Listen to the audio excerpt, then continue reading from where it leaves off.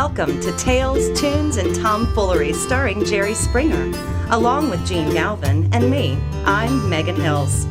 We're recorded live in front of a brilliant studio audience at the Folk School Coffee Parlor in Ludlow, Kentucky. My daddy came home. And here he is, ladies and gentlemen, the one, the only, Jerry Springer. Oh, please. Don't get up. Oh, please. Thank you. Hey, we've got Maria Carelli coming up, by the way, in our music segment. Yes, Maria, She's who's like one of the artist in baristas residence here at the Folk School Yes. Coffee Parlor and a wonderful performer. Yes, she is. I'm way off. You can probably tell I'm kind of stumbling around. I'm way off my game because I looked over as they were playing the music and it looked like your 1987 flip phone broke, and I knew for you, Mayor Springer, that would be a crisis. It would be. It Well, that would be. screen looked like it was coming Well, off there. it was. This is not funny. This is horrible. This is. Ruh-roh. But it's lit up. It still works. Okay. This Darn. flip phone, yeah. And boys and girls, go out and shop and get one. These are great. These are fantastic. Keeping in touch Yes, with people calling. 1994 maybe or so. What would you Circa say? oh- Circa- Yeah, I've had Circa this for. 97. Yeah, I've had this for 20 years now, and it's good. And it still gets the same numbers. I have a question I want to ask Megan Hills. Oh, You have Oh, one we have a too. flip phone from the back of the audience. audience members have flip phones.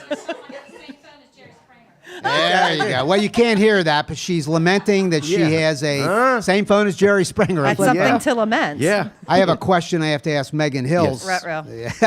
That can't be good. That can't be good.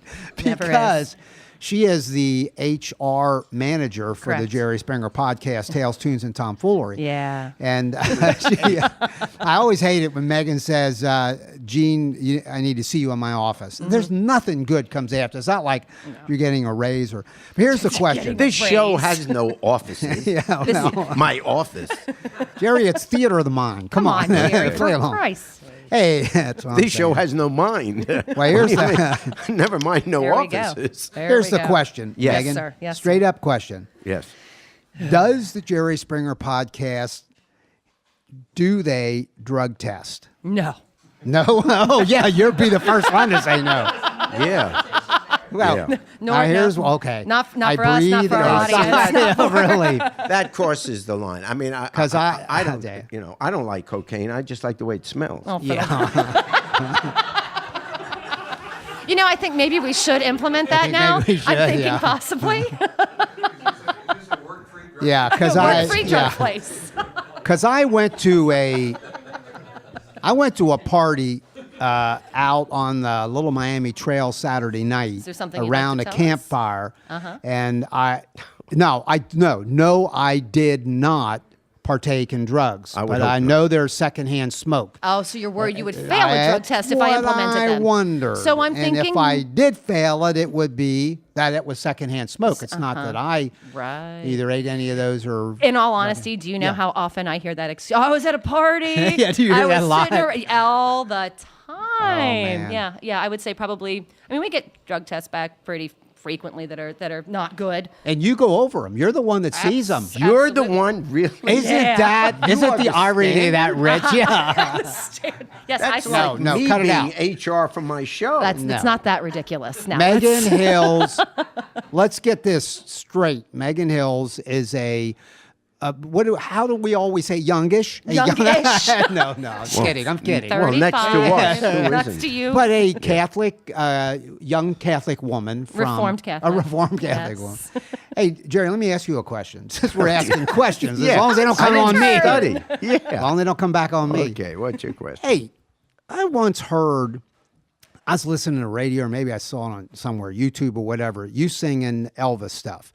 And then I did my due diligence. I found out that you go down to, is it Dallas, Texas? Dallas, Texas. And there's some like roadhouse down there and with some morning zoo kind of DJs.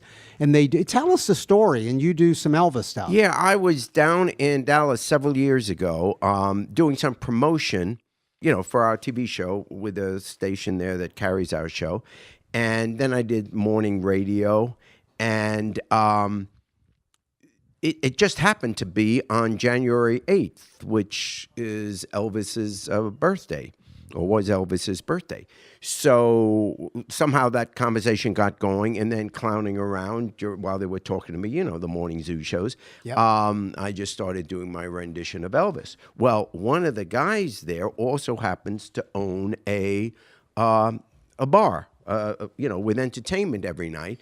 And every year on Elvis's birthday, they have a big Elvis party. So they invited me down that night. I was going to be in town. Why don't you come to our club and, you can sing Elvis?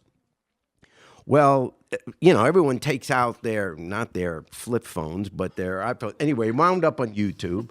And now every year on January 8th, I go down there and do my Elvis. Well, you're not going down there and doing Elvis and not going to do here's Elvis the I thing. think on it's our fine. podcast. I think it's fine down First there. of all, when I did it this year, I got up there, and it's January 8th. And I get up on the mic, and the place is packed. I mean, I don't know, several hundred people. I mean, it's a bar, but it was literally packed. The big signs outside, nice crowd, everyone there with their cameras. And then it just hit me. This is Texas, and they just passed open carry. Oh, yeah.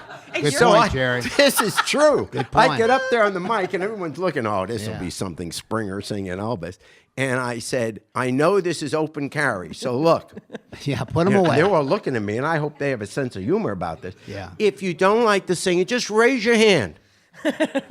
Just don't shoot. Yeah, really. There's other ways. I've died on stage before, but but that's just, And So, and so I So let's sang. hear some Elvis. Well, What do you got? There's What do you no got? music here. There's no band. What are you talking about? We got Maria Carelli over Corelli my right shoulder. there. What you got? Here we go. Oh, can you play Love Me Tender? Love me tender, Maria just forgot that song. It's love weird. me true, never let me go. Oh, my darling, I love you, and I always will. Love me tender, love me sweet, all my dreams fulfill. She's swooning. Oh, Megan is my swooning. darling, I love you, and I always will. Thank you very much. Now, here's the thing. Here's the thing. And this is the truth. I sound exactly like Elvis would at 72. Right? Yeah. Tell me I don't sound like him at 72. No one can prove it. That's very good. So you can't say that it Good was. job, Jerry. Oh, it was That's unbelievable. really good. Now let's get some real entertainment. Yeah. And now for something you'll really Well, like. Jerry, we're watching, and these podcasts always lag a little bit behind, as all podcasts do. They're more thematic than they are topical stories. We're not doing headlines. But there's so much going on in the political world. Oh, yeah.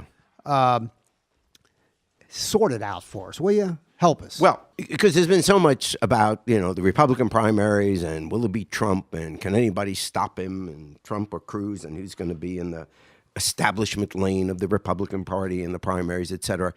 And there hasn't been, honestly, that much attention paid to what's going on the Democratic side because, honestly, in the beginning, everyone assumed it was going to be Hillary. And then all of a sudden, Bernie Sanders caught on. And regardless of the outcome in the various primaries, there's no question that he has lit a spark. And, particularly with the younger generation. And here is a guy who is a socialist, a democratic socialist. That's his official party until he ran in the Democratic primaries. And that's what he believes. And for many of us on the left, and Gene, I know we're all on the left here, at the mics, and we would, much of what Bernie Sanders says, I love. And here's what is going on as the Democratic primaries run their course. And I have young people come up to me, there was young people around my show, and they come up to me, and truthfully, those that are the real activists tend to be for Bernie Sanders. And I was there. In other words, I was there back in the day. Gene, you and I were there back in the days of George McGovern. We've been through that. And I don't ever want to say to a young person, to stifle any of your enthusiasm or your idealism and, some of the great causes of socialism, because much of America is socialist anyway. We don't like, you're not supposed to use that term, but, what is Social Security if it isn't socialism? What is Medicare if it's not socialism? So this whole, there's a lot about us that's socialist anyway. But clearly, Bernie is to the left of Hillary, and Hillary is to the left of center. Here is my pragmatic analysis of it. I would say, no matter who you support in the primaries, please understand this. The single most important goal of anybody, of anyone who considers themselves middle of the road or to the left. We cannot have a Republican president this time. But this is why I'm saying it. It's not just this partisan stuff. This time is especially important because we have, certainly in recent history, the most right-wing Republican Congress you can imagine. That if the right-wing Republican Party in Congress, the congressional Republicans, if they get their way, the agenda would be literally right-wing horrible for anyone anywhere near the middle of the road. Forget being a liberal or progressive. The only thing which stops, and I'm talking about women's rights, the rights of working people, low-income people, minorities, gays,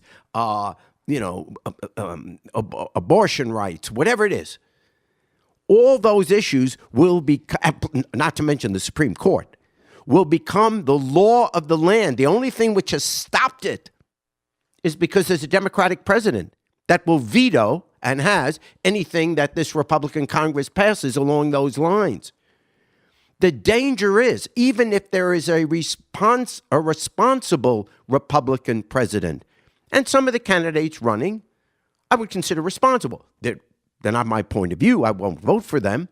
I couldn't say just by themselves that, oh my God, if that person were president, not taking into account Congress, that, that's the end of America. They're not horrible. But even if you had a responsible middle-of-the-road Republican, no Republican president will be able to veto this right-wing Republican Congress. And let's face it, after this election, the Congress is still going to be Republican. They have too much of a majority, and with the congressional districts drawn the way they are, it's still going to be a Republican Congress next January. So knowing you have this right-wing Congress, if you have a Republican president, he will not veto the Republican Congress. Why? He can't afford to, because it's his first term, and no Republican president will be reelected within the primaries of the Republican Party the next time around if he vetoes this Congress and their agenda. So what I'm saying is, forget your individual issues. The single most important thing is do not permit a Republican president. A Republican president will not be able to veto this right-wing Congress, and therefore the agenda of this right-wing Congress will become the law of the land. So even if you think Bernie Sanders is closer to your views than Hillary is, you have to ask the question, who realistically has a chance for most Americans to vote for? Now, so we get to that question. There's no question that Hillary gets a lot of people who hate her, and the commercials against her and what the Republicans will say about her in the campaign will be ugly. But it will also be that with Bernie Sanders. Can you imagine the commercials about, you want this socialist and he'll do this and that and the other? Here's the difference. With Hillary, the people that hate Hillary, it's all personal. If you think about it, what people don't like about it, no one suggests that she's not smart, knowledgeable. There's never been anyone running for president who would go into the White House already as well informed as she is. Maybe a president in their second term, but she's clearly the most qualified, competent. You may disagree with her on the issues, but so that's not the question. But the anger against Hillary is all personal. She's too stuffy. She enabled Bill. I don't like her husband. Those emails. Everything that people don't like about Hillary, nothing about it affects your life. It won't affect your family's life. It won't change what America looks like. So the dislike of Hillary is all personal. The dislike of Bernie Sanders, if he's the candidate, will have nothing to do with his personality. People love his personality. But America in the middle and in the South is not going to vote for a socialist who admits and says, and I love that honesty, and I support it, but I realize most Americans don't, there will be a major increase in taxation, a major change in the way we do things in America. That does come to people's own family and what their life is going to be like. So people, moderates in the middle, will say, they may not say it publicly, but they're going to say, well, I really don't want to have a major increase in my taxes, and I really don't want there to be single-payer health care. I really don't want, and all. Let me tell you, if it's Sanders against Trump, even though we view Trump as a clown, a barker, or whatever, I'm telling you, if Sanders is his opponent, a lot of the middle-of-the-road kind of establishment Republicans that normally wouldn't vote for Trump, they're going to view Trump as more of a capitalist, he's maybe a clown, but they figure they probably can deal with him. They're not going to want to deal with someone they view as a socialist who will change the whole financial structure of America. So we all are sitting in this room and saying, well, that'd be great if Bernie got in and changed it. But the voters aren't going to go for that. And if you think this Republican Congress has stepped in the way of everything Barack Obama does, can you imagine how they're going to view anything that Bernie Sanders mentions? Now, that sounds like every grown-up that ever talked to me when I was younger. And I know it, and I honestly, there's a part of me that says, oh, just shut up, Gerald. This is, don't, you're just sounding like a... But that is the truth. The truth is that America right now, and this isn't like, the conventional wisdom, and we took polls. It has nothing to do with polling. I remember Mondale being honest at the Democratic Convention in '84 and said, I'm going to tell you the truth. Yeah, your taxes are going up. And he lost 49 states. We've lived through George McGovern with a much better view of what America ought to be. And even running against Nixon, he lost, 47, most of the states. In other words, America isn't there yet. America isn't in this room.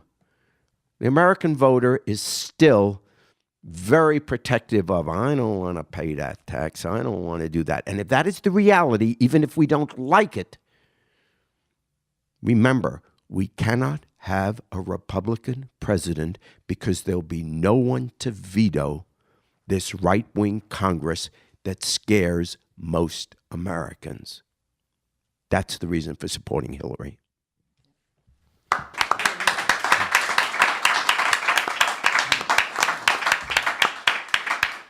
Awkward, because now we're going to have to ask a Bernie Sanders supporter to sing a song.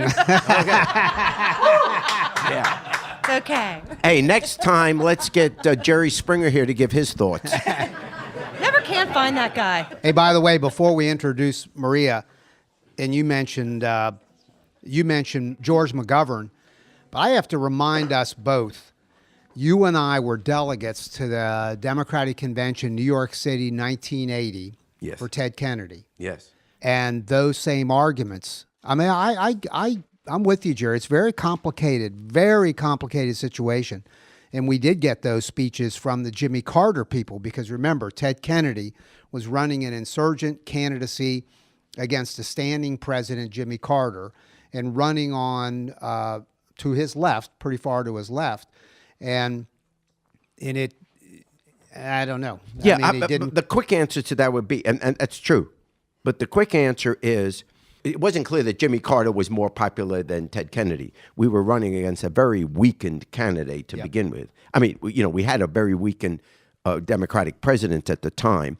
So that was the first. And secondly, we've never had a Democratic candidate for president, the actual candidate, be as far to the left as Bernie Madoff. So Ted Kennedy was a liberal Democrat. Yeah. But he was a liberal Democrat like Hillary Clinton is a liberal Democrat. Yeah, not someone who is a socialist. And I don't say that as a derogatory term. If you're asking me where I stand on the issues, I'm with Bernie.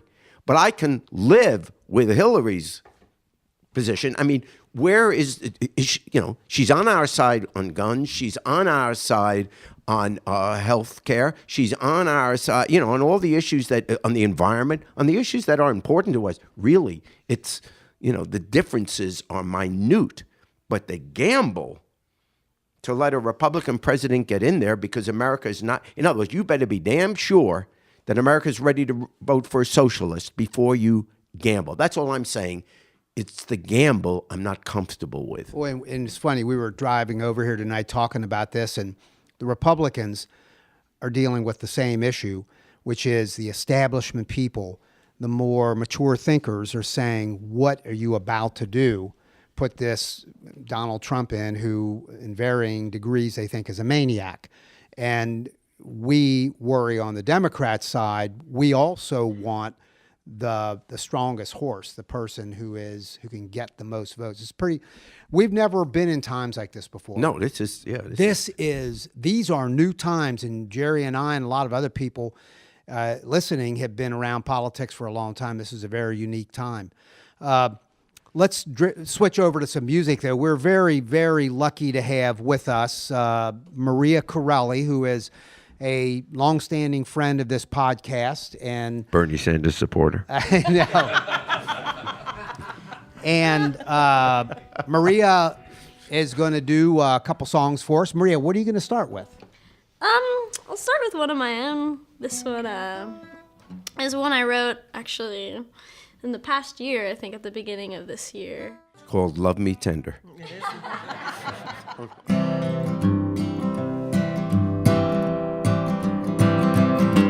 Well, you treat me bad, treat me mean, but you take me places that I've never been. Though I should be on my way. Back my way, come on honey, don't you make me wait for your love again. Now I've had all the heartache that I can't endure, and it picks me up and puts me down and leaves me on the floor. And I hate to act a fool when you treat me like you do, but just a look from you could have me running back again. I had me a good man, then you came through like an old freight train, barreling my way. And mama told me, don't you mess with guys, I'd rather have you go and play with fire. Don't you let them have their way.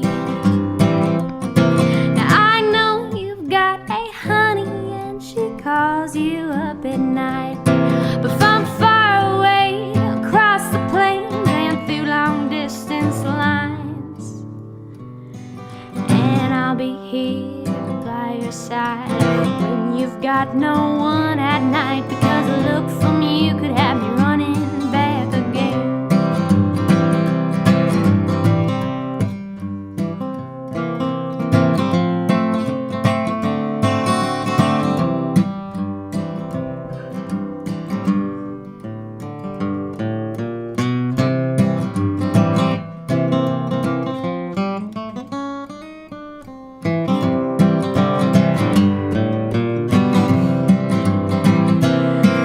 Now I've had all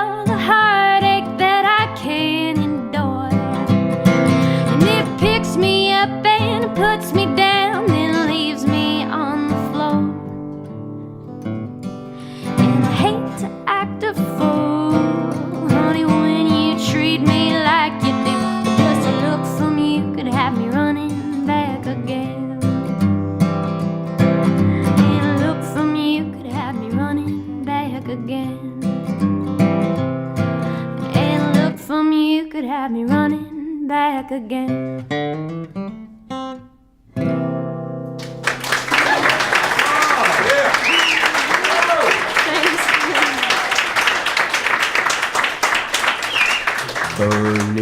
Bernie. Maria Carelli. Thanks. Hey, you're getting into, in addition to being a musician and becoming a really good picker, and we all talk about that, and a great singer and songwriter, you're getting into rock climbing. Oh, yeah. Is that true? Well, yeah, a little bit. So where's that coming from? Well, actually, I think it's kind of just a love of the outdoors in general, and what was mentioned before on the previous podcast to this was just a love for stepping outside and realizing how wonderful this earth is, and so yeah, I mean, rock climbing is definitely a way of experiencing that, and I'm just a beginner, but it is something that a lot of people can find a lot of passion in. And, when you're up on that rock or at the top of a climb, you just look around and in that moment exactly, Nice. why It's people the love coming it. down which concerns me. That's the part that I'm You don't want to most come down concerned with. fast. Do you have a second song you would do? Sure, could it be a Jimmy Martin song? If It cannot. All right, I can do one of mine. No, Because no we big don't have permission from Okay. him. So. deal. Just kidding. Well, I got Well, another take one. us out on Irene Goodnight. Oh, sure. Of Thanks, course. Maria. Yeah. No, we cannot do that, actually.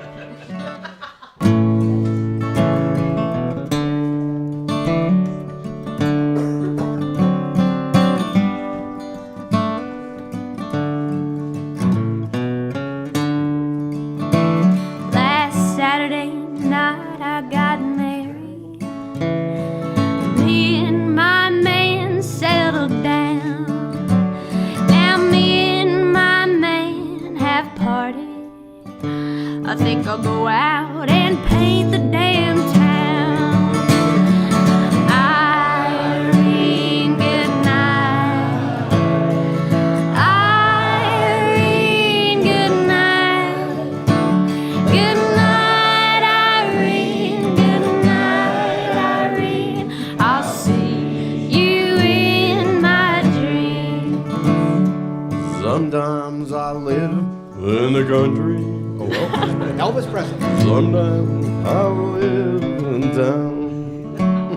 You've been listening to Tales, Tunes, and Tomfoolery, recorded live at the Folk School Coffee Parlor in Ludlow, Kentucky. Thanks to Patrick Kennedy for writing our opening song, and to you for listening. Check out our website at jerryspringer.com.